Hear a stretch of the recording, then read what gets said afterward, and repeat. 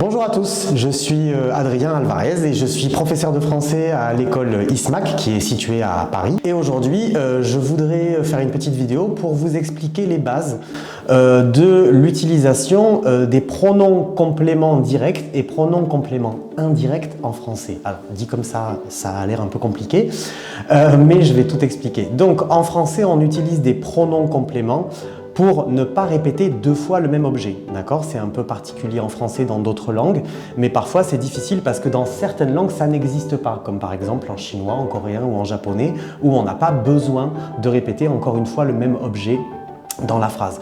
Donc en français, quand on dit par exemple « j'achète un sandwich et après je mange », on ne peut pas arrêter la phrase ici, c'est-à-dire qu'en français, quand on dit « j'achète un sandwich et après je mange », on a besoin de dire « manger quoi ». On doit répéter encore une fois l'objet.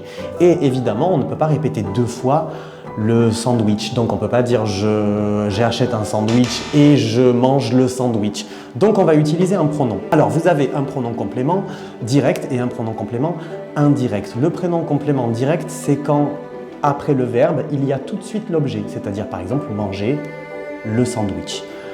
Dans ce cas, on va utiliser le, la ou les.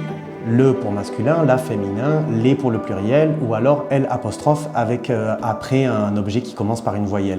Donc par exemple, j'achète un sandwich et je le mange, par exemple, parce que c'est masculin. Le pronom complément indirect, qui est comme lui pour le singulier ou leur pour le pluriel, on l'utilise quand déjà, l'objet est une personne et aussi quand après le verbe, il y a une préposition, c'est-à-dire quand le verbe après n'est pas direct.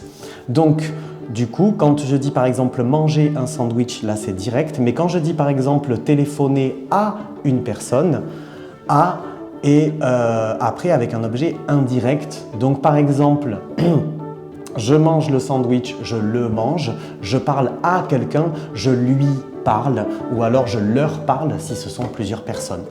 Pour vous donner un exemple, on dit par exemple pour le téléphone, appeler quelqu'un, là c'est direct, donc j'appelle mon ami, je l'appelle, pour ne pas répéter mon ami. Par contre, si on utilise le verbe téléphoner, qui est indirect, on dit téléphoner à quelqu'un. Donc je téléphone à mon ami, je lui téléphone. Ok, donc voilà une petite première vidéo pour expliquer un petit peu les bases des pronoms, pourquoi on les utilise, quels pronoms sont directs et indirects. Et on se retrouvera bientôt pour continuer un peu sur le même thème parce qu'il y a encore beaucoup de choses à expliquer.